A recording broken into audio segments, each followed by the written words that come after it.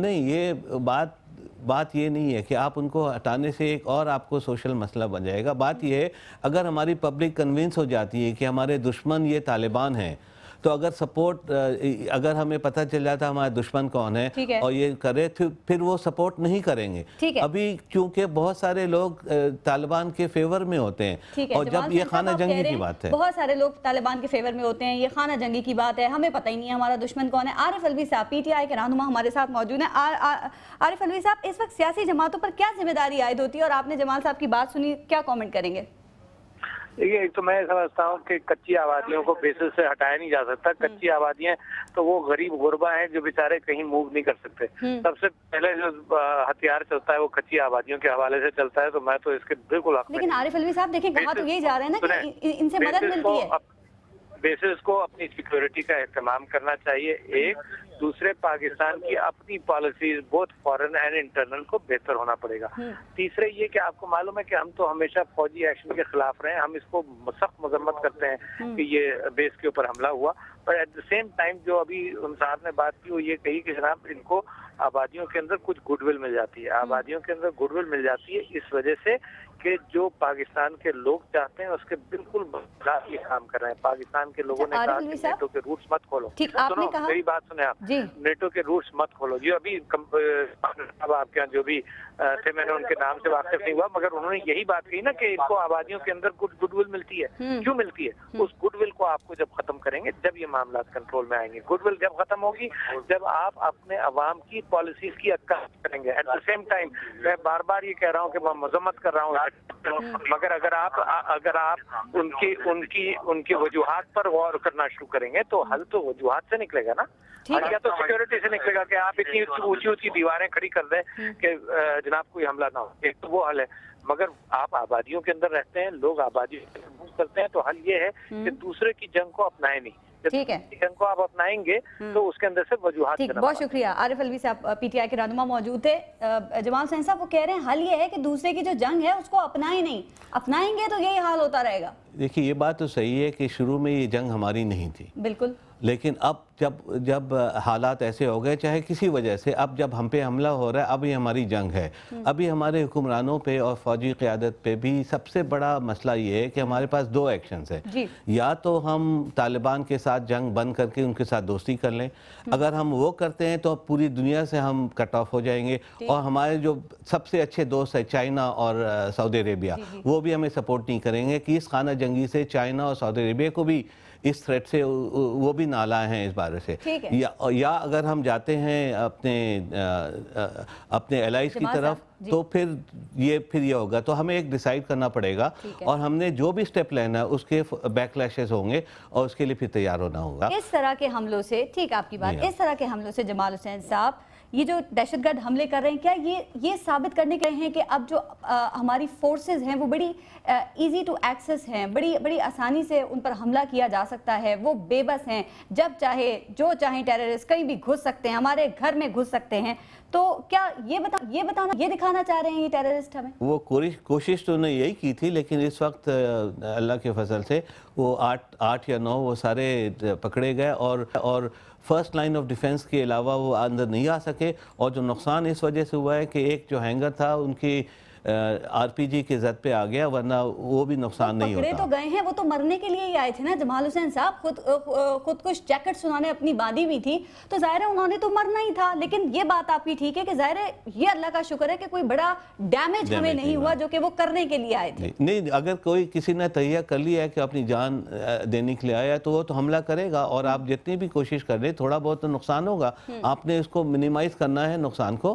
اور جیسے علوی صاحب نے بھی کہا، وہ بات کچھ حد تک صحیح ہے، لیکن پھر یہ قوم کو اور قیادت کو فیصلہ کرنا پڑے کہ آپ دنیا کے ساتھ ہوں گے یا طالبان کے ساتھ. ٹھیک ہے، دنیا کے ساتھ ہوں گے یا طالبان کے ساتھ. لیکن ابھی جو ہم نے ایک بات کی، آپ نے کہا کہ شاید وہ یہ شو کرنا چاہ رہے ہیں کہ پاکستانی فورسز جو ہیں وہ بے بس ہیں. جمال حسین صاحب، کیا اس طرح ویسے ایک مائنڈ میں ایک کویشچن تو آتا ہے نا، اس طرح جو ہمارا ایٹم بوم ہے اس پر بھی تو سوالیہ نشان اٹھ سکتے ہیں نا. ویسے ہی دنیا بھر کی انگلیاں اس کی طرف ہیں، کیا مطلب اس کو بھی ہم ان چیزوں کو محفوظ نہیں کر پا رہے، تو پھر پہلی بات تو یہ کہ میں نے تو یہ نہیں کہا کہ ہمارے آرم فورسز محفوظ نہیں ہیں. میران میں جو بے بس بھی نہیں ہے. میران میں جو حملہ ہوا اس سے بہت ساری سبق ہم نے سیکھ لی اور یہ اس کو پسپا تو ہم نے کر دیا ہے نا. آفٹر آل انہوں نے کیا ڈیمیج کیا. اور ہماری دفاعی صلاحیتوں کو تو مشکوک کر رہے ہیں نا وہ لوگ, جب چاہتے ہیں حملہ کر دیتے ہیں ہم پہ. دیکھیے وہ تو امریکن فورسز افغانستان میں وہاں بھی وہی حالات ہے, کیونکہ ایک بہت ساری پبلک جو ہے ان کے خلاف ہے اور ان کو سپورٹ کرتی ہے, تو وہاں پہ اپنے سارے ریسورسز کے بعد بھی ان پہ حملہ ہو رہا ہے, ان کے اپنے فوجی مارے جا رہے ہیں. تو یہ تو جب آپ خانہ جنگی پہ ہوں گے, جب میں مثال آپ کی سری لنکا کی دیتا ہوں. اور پاکستان میں فرق تو ہے نا, لیکن جمال صاحب آپ کو یہ نہیں لگتا کہ اگر اس طرح کی صورتحال رہی, اللہ نہ کرے کبھی اس طرح کا دوبارہ کوئی واقعہ ہو یا ہمیں دیکھنا پڑے, تو پھر آپ کو نہیں لگتا کہ لوگ ہمیں آفرز کریں گے کہ جناب آپ اپنے ایٹمی اثاثوں کی اگر حفاظت نہیں کر سکتے تو ہماری خدمات لے لیں, ہم آپ کو ان کی حفاظت کر کے دکھاتے ہیں, کیونکہ آپ تو اپنے عام بیسز کی حفاظت نہیں کر سکتے. وہی میں بتا رہا ہوں نا, خطرے میں پڑ جائے گا نا سب. نہیں, ایک بیس کی پھیلاؤ کو اسکوائر کلو, اس کو مائل 20-25 اسکوائر مائلز میں ہوتا ہے. جو دیواریں جو بنی ہیں مسرور کی, وہ میرے خیال سے 20-25 میل گولائی میں ہے, اور کامرہ کے بھی 9-10 میل گولائی میں ہے. اور اتنا بڑے کو ڈیفینڈ کرنا کہ کچھ اور مسئلے ہوتے ہیں. ہمارے قومی اثاثے ہیں نیوکلیئر فیسیلیٹیز میں, وہ تو جو بیسک چیز جس کو ہم کریں دیٹس اے نیوکلیئر فیول, اور اس کو سیف گارڈ کرنا میں 2 ڈفرینٹ بال گیم. اس کو آپ اورنج اور اس کو کمپیئر نہ کریں, اور اس سے کوئی بھی یہ لیتا ہے کہ ہماری نیوکلیئر اثاثے خطرے میں ہے, آئی تھنک یہ رانگ کنکلوژن ہوگی. اور امریکنز کو بھی پتہ ہے, ان کو امریکنز کو سب پتہ ہے. آپ صحیح کہہ رہے ہیں, بالکل آپ صحیح کہہ رہے ہیں. ہمارے ساتھ شاہد سید صاحب جو ہیں وہ موجود ہیں. شاہد سید صاحب, آپ کیا کہیں گے اس حملے کے حوالے سے؟ سب سے پہلے تو ہم اسی مذمت کرتے ہیں, یہ جو بھی ہے غلط ہے, یہ ہمارے ملک کے دشمن ہے. میں یہ سمجھتا ہوں کہ اس وقت ہم سب سیاستدانوں کے لیے, جرنلسٹوں کے لیے, جج پورا پاکستان میں 18 کروڑ عوام کے لیے سوچنے کا مقام ہے کہ اگر اسی طرح سے واقعات پہ ہم خاموش رہے اور ہم اپنے فوج کے ساتھ شانہ بشانہ نہ رہیں گے تو ہم یہ ملک کیسے رہے گا. ہمیں سوچنا پڑے گا, سر جوڑنا پڑے گا, اور ہمارے اپنے گریبانوں میں جنگنا ہوگا. ہمارے اس میں ہمارے نہیں مشکل نہیں ہے یہ بالکل. اگر نہیں کرو گے تو آپ ہاتھ دھو بیٹھو گے اس ملک سے. اس وقت اس ملک کے لیے بہت ہم نے نوچا, اب اس کی ضرورت ہے کہ ہم دیکھیں گریبانوں میں جنگ کے ہمارے اڑوس میں کون ہے, پڑوس میں کون ہے, ہم کرتے کیا ہے, اور ہمارے اڑوس پر کیا کیا حرکتیں ہو رہی ہے. جہاں پہ دہشت گردوں کو ہم پناہ دیتے ہیں, ہم یہاں پہ دنیا بھر کے ازبک, چیچن, تاجک پال کے ہوئے غلط پالیسی استعمال ہوئی, ہم اس کو دیکھنا ہوگا. بہت شکریہ شاہد سید صاحب.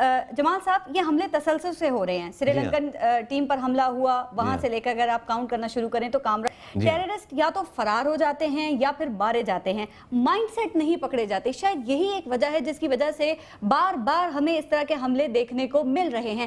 کیا کرنے کی ضرورت ہے, کیا کریں, کس طریقے سے اس سچویشن کو انڈر کنٹرول کریں, بیکاز ایک پھر ویک اپ کال مل چکی ہے ہمیں. یہ اس کے حل تو موجود ہے, لیکن اب وہ کہتا ہے کہ اس حل کو کس طرح سے امپلیمنٹ کیا جائے. کیونکہ جب جیسے ہمارے فوجی قیادت نے بھی یہ کہا ہے کہ سب سے بڑا ایک مسئلہ جو ہمارا ہے وہ ہمارے لیگل سسٹم کا ہے. ہم نے جو ایکسٹرا لاز نہیں بنائے ان چیزوں کو ڈیل کرنے.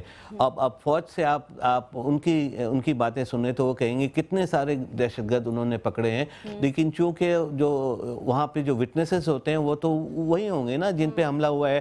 اگر ان کی وٹنسز لیگل ایڈمیسیبل نہیں ہوتے اور وہ چھوٹ جاتے ہیں تو پھر یہی ہوگا. تو انلیس آپ کوئی ایکسٹرا لیگل لاز لائیں گے اور اس قسم کی آپ اسٹیپس نہیں لیں گے تو پھر فوج بھی بے بس ہو جاتی ہے کہ آپ پکڑتے ہیں. انکوائریز بھی تو نہیں آتی نا, اس سے پہلے بھی جو حملے ہو چکے ہیں ان کی کہاں ڈیٹیل انکوائری, اس کی بھی ہونی چاہیے, لیکن منظر عام پر تو کوئی رپورٹ سامنے نہیں آئی. جب تک آپ رپورٹ کا ویٹ کرتے ہیں ایک اور حملہ ہو جاتا ہے. نہیں, آئی ایم سوری ٹو سے, رپورٹ اس کی ڈیٹیل سب کی ہوئی ہے, کامرہ کی بھی ہوئی, اس کی بھی ہوگی. یہ دوسری بات ہے کہ ساری رپورٹ پبلک میں شاید پبلش نہیں ہوتی کیونکہ کچھ چیزیں سینسٹیو ہوتی ہیں. یہ پھر منسٹری آف ڈیفنس کا فیصلہ ہوتا ہے کہ کیا چیزیں پبلش کرے. اگر آپ مجھ سے پوچھیں ایکسیپٹ ایک آدھ چیزوں کے یہ چیزیں پبلش کر دینی چاہیے, ورنہ یہی جس طرح آپ کہہ رہی ہیں یہی خدشہ پبلک کو ہوگا. حالانکہ یہ تاثر غلط ہے. یہ ساری انکوائریز ہوتی ہیں, لوگ سزا بھی دی جاتے ہیں, لوگ اپنی نوکریاں ان کی ختم ہو جاتی, پروموشن ختم ہو جاتی ہیں. انکوائری होगी, की जाएगी। होनी शुरू हो गई है ऑलरेडी, और इस पे अगर कहीं कोताही हुई है उसका एक्शन भी लिया जाएगा। पब्लिश हो या ना हो इसका मैं नहीं कह सकता, but I have no doubt in my mind. जरूरत इसी बात की कि एक्शन लिया जाए, और अगर पहले से अगर हम इन चीजों का ख्याल रखें, हम अलर्ट हो, तो शायद इस तरह के वाकयात ना हो। बहुत शुक्रिया आपका। अगर हम अलर्ट नहीं होते तो फिर ये वही हाल होता जो ये सिर्फ एक माइनर डैमेज नहीं होता और बहुत सारे डैमेज हो जाते हैं। अल्लाह का लाख शुक्र है, बहुत अल्लाह का शुक्र है कि कोई बहुत बड़ा मेजर नहीं, बिकॉज हमारी जो सिक्योरिटी, ये जरूर है कि मैंने सिक्योरिटी लैब्स नहीं कहा था, मैंने कहा था इंटेलिजेंस लैब्स आप कह सकते हैं। इंटेलिजेंस डिफिकल्टी इसलिए है कि हमारी पब्लिक हमारे साथ नहीं है, लेकिन जो भी सिक्योरिटी इंतजामात हमने किए थे वो माशाल्लाह उन्होंने काम किया है, इसीलिए डैमेज बिल्कुल लिमिट करके उन्होंने सबको खत्म कर दिया। और बाकी अगर उसमें कोई कोताही है, कमजोरी है, आई हैव नो डाउट वो होंगी, अगर किसी की गलती भी है तो उसको सजा भी होगी। ठीक, बहुत शुक्रिया आपका। एयर कमोडोर जमाल हुसैन साहब हमारे साथ प्रोग्राम में मौजूद थे। आज 1:10 पर जब एक जानिब लोग इबादतों में 27वीं शब तलाश कर रहे थे, इसी लम्हे कामरा में हमारे जांबाज शहादत तलाश कर रहे थे। दहशतगर्द वतन के मुहाफिजों के हौसले आजमा रहे थे और धरती के बेटे बरसती गोलियों के सामने अपनी मोहब्बत का सबूत दे रहे थे। हमें अपने जवानों, उनकी कुर्बानियों पर फख्र है, और क्यों ना हो, ये हमारा वतन चीज ही ऐसी है। अपनी हर सांस तेरे नाम करती हूँ, ए वतन मैं तुझसे सलाम करती हूँ। तेरी अजमत का बहुत पास है मुझे, मैं तेरा एहतराम करती हूँ। तेरी अजमत के गीत गाती हूँ मैं तो जब भी कलाम करती हूँ। रहे आज़ाद मेरा प्यारा चमन, दुआ सुबह शाम करती हूँ। हो मेरा रब मेरे वतन का रखवाला, हर दुआ तेरे नाम करती हूँ। अपना ख्याल रखिएगा। पारस खुर्शीद को इजाज़त दीजिए। अल्लाह ने के बाद।